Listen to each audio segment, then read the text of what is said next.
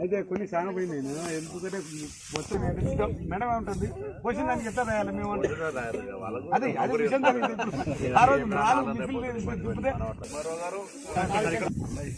Irrigation చేస్తున్నది ఎంత maybe horticulture are agriculture what ever it is ఇంకా లెఫ్ట్ ఓవర్ ఉంటుంది దాన్ని చేయడానికి యూటిలైజేషన్ చేయడానికి ఏది అని అడగడానికి ఒకసారి ఐడియా ఉంటే చెప్పు లేవు తర్వాత తెలుసుకోవాలని చెప్తాను. కల్టివేబుల్ ల్యాండ్ అరౌండ్ అక్కన్నపేట మండలం మొత్తంలో 45,000 acres ఉంది సార్.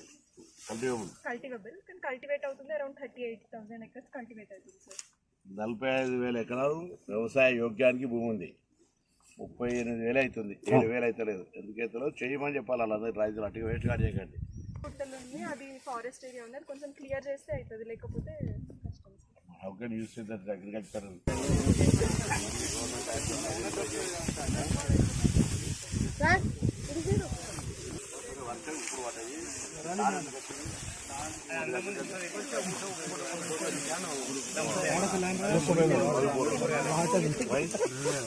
అది 2-3 రోజులు రావడం వల్ల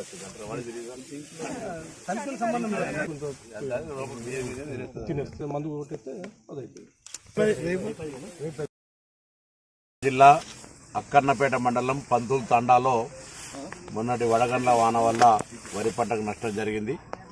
ఇప్పటికే జిల్లా కలెక్టర్ గారి ఆదేశం, ప్రభుత్వం ఆదేశం మేరకు వ్యవసాయ అధికారులు వచ్చి ఇక్కడ దీనికి సంబంధించినటువంటి రిపోర్ట్ చేయడం జరిగింది.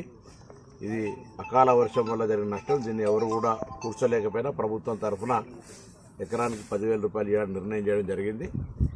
ఎక్కడైనా తెలంగాణ వ్యాప్తంగా ముఖ్యంగా ఉత్తర తెలంగాణలో వడగండ్ల వాన వల్ల కొంత హార్టికల్చర్ క్రాప్ కానీ, మిర్చి క్రాప్ కానీ, ప్యాడీ క్రాప్ కానీ డ్యామేజ్ అయింది.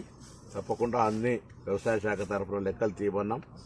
వీలైన తొందరలో వాళ్ళకి నష్టపరిహారం కట్టిస్తాం. అదేవిధంగా ఇది ప్రకృతి వైపరీత్యం, దీనికి సంబంధించి భవిష్యత్తులో యాక్చువల్గా ఇన్సూరెన్స్ సంబంధించిన ఇష్యూ నడుస్తూ ఉంది.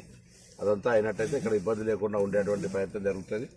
ఏది ఏమైనా ఈరోజు ప్రభుత్వం తరఫున వారందరికీ కూడా ధైర్యాన్ని ఇస్తూ మరి ఇటువంటి నష్టానికి వీలైనంత వరకు సాయం చేసే ప్రయత్నం చేస్తాం. రాబోయే కాలంలో కూడా తెలియజేస్తూ ఈ ప్రాంతం అంతా ఒకవేళ భవిష్యత్తులో గౌరవెల్లి నీళ్ళు వచ్చినట్టయితే ఇంకా మరింత ఇరిగేషన్ ఏరియా దాదాపు ఈ మండలంలో 40,000-50,000 ఎకరాల వ్యవసాయ సాగ్యం అవకాశం ఉన్నటువంటి భూమి ఉంది.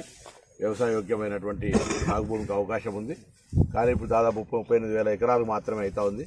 మిగతా అంతా కూడా మోటివేట్ చేసి అగ్రికల్చర్ శాఖ అధికారులతో రైతు వేదికల వారిగా మీటింగ్ పెట్టి ఈ ప్రాంతంలో ఒక ఆయిల్ ఫామ్ ఫ్యాక్టరీ వచ్చింది కాబట్టి ఆయిల్ ఫామ్ పెట్టడం కానీ, ఇతరత హార్టికల్చర్ క్రాప్స్ కానీ, కూరగాయల పెంపకానికి కూడా కొంత ప్రోత్సాహం దగ్గరనే